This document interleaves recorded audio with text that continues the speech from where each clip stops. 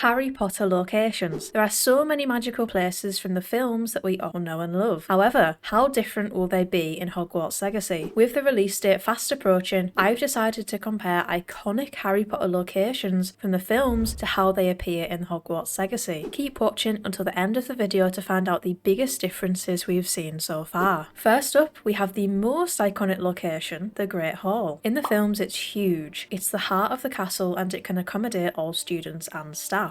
Hogwarts Legacy has kept the familiar magical atmosphere and taken it into the 1800s. It's so welcoming and the attention to detail is incredible, especially on the stained glass window. The house flags at the end of the tables are also a nice addition. However, there are some differences. The tables do look shorter and the house points hourglasses are now located in the entranceway instead of behind the professors, which is true to the books. The grand staircase in the films looks like a massive zigzag maze that moves randomly to any other staircase. No matter how confusing, students need to pass through here to get from one side of the castle to another. Hogwarts Legacy takes a different approach here and has created one big enchanted spiral staircase. It looks older but a lot less daunting to navigate. Instead of moving around, the steps seem to appear in front of you. They have included all the portraits that surround the staircase, so it's still got that very familiar feel. The Hogwarts classrooms are another area in which we will be spending a lot of our time in Hogwarts Legacy. The Defense Against the Dark Arts classroom looks exactly the same from the films to the game, with a small addition of these markings on the floor where a dueling stage can appear. The Charms class that we see with Professor Flitwick in the films looks small and cosy. It's stacked with books and writing on the wall with 4 rows of students. In Hogwarts Legacy, the Charms class keeps the same design but looks a lot bigger. The students are much more spaced out and there's a staircase behind Professor Ronan. However, what I like the most is they have kept the text on the walls naming different spells. We're very familiar with the Potions classroom in the films, but how does this look in Hogwarts Legacy? Again, they've done a great job at nailing this classroom. It's exactly the same design, just some of the metal objects on the worktops look like they are from the 1800s. We don't see the Herbology classroom much in the films, but as you can see here, it's a greenhouse with a lot of plants in it for students to gather around. In the State of Play, we see the Herbology class briefly. It looks very similar as it's still in a greenhouse, but there's a lot more detail. There's more plants and more colour as opposed to just green and brown. Overall, I think they've done a great job with the classrooms, having been recreated very accurately. Now, although we don't know who the headmaster is in Hogwarts Legacy, we have had a sneak peek at the headmaster's office. We saw this quite a few times in the films and I always found it really cool. Of course, it will be slightly different for each headmaster, but in the game it looks very recognisable as the headmaster's office. The big difference, however, is the secret room at the back. Here, ladies and gentlemen, is where Merlin's book is kept safe. We get this clip of the main character being sucked into this mysterious book, so we definitely go to the headmaster's office at some point, which is super exciting. Next is one of the most contrasting locations between the films and the game, and one that some of you might have forgotten about, the Prefects Bathroom. We see this in the Goblet of Fire when Harry listens to his golden egg underwater. We see lots of bubbles with white stone and a stained glass window featuring a mermaid. However, Hogwarts Legacy has made this bathroom much more sophisticated. This really reminds me of the design of Ravenclaw's common room. There are lots of gold statues of fish and no bubbles over the water. They have, however, kept the mermaid on the stained glass window. I already made a video about this, but I think the effort put into this bathroom does suggest that we can swim in Hogwarts Legacy. The Hogwarts Library is another iconic location that has a few new details. In the films, we see rows and rows of books, the restricted section, and a few tables for students to use. Hogwarts Legacy gives us a new fresh look at the library. It has darker tones and again looks much bigger. There's also a new librarian who we have already seen catch Sebastian sneaking in the restricted section. What's most interesting is the addition of this really big portrait with 2 statues either side of him. Could it be Merlin? Who knows, but the attention to detail here is incredible. Possibly the most important areas of Hogwarts are the common rooms. Of course, we don't see the Hufflepuff or Ravenclaw common rooms in the films, so I'll be comparing Gryffindor and Slytherin. Gryffindor's common room has always been shown as warm and welcoming with colours like red and gold. Hogwarts Legacy keeps the same approach here, but builds on it and makes the common room much bigger. We have the iconic entrance through the Fat Lady portrait. Once you step inside, it's so familiar, but it's crazy because it's so much bigger. There's more interactable objects as well as just more floor space without losing that cosy feeling. Moving on to the Slytherin common room, we saw this in the Chamber of Secrets. It was very dark and looked like a sinister room. Hogwarts Legacy has done a fantastic job at making this room much bigger and brighter, but it's still recognisable as the Slytherin common room almost immediately. The main additions include the statue of Merlin and the big windows that look into the Black Lake. It's essentially an underwater cave which holds a lot of creepy looking magical objects and trinkets.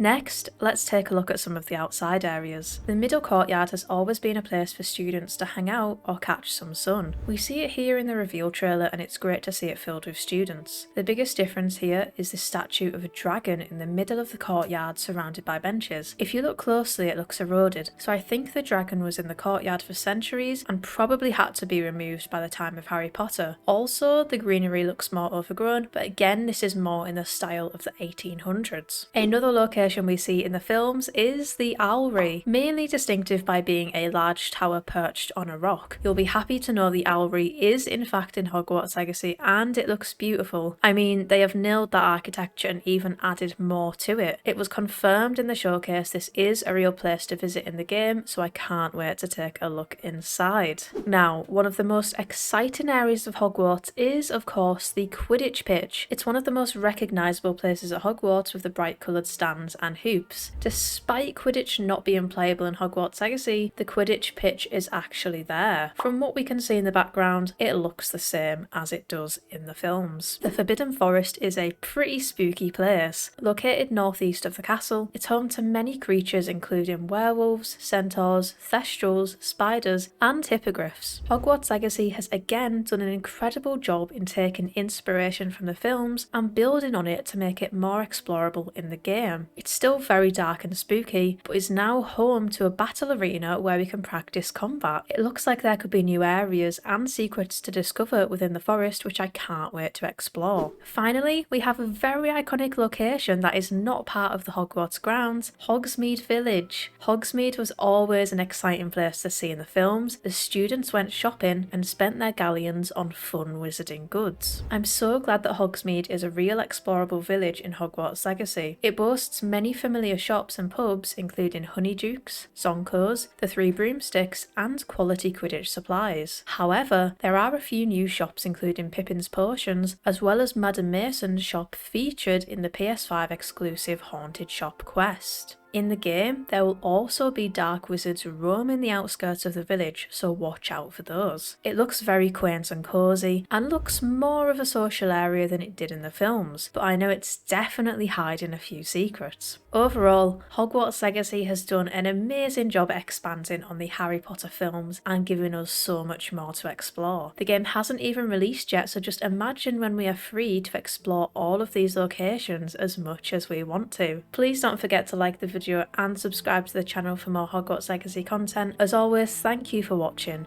See you next time.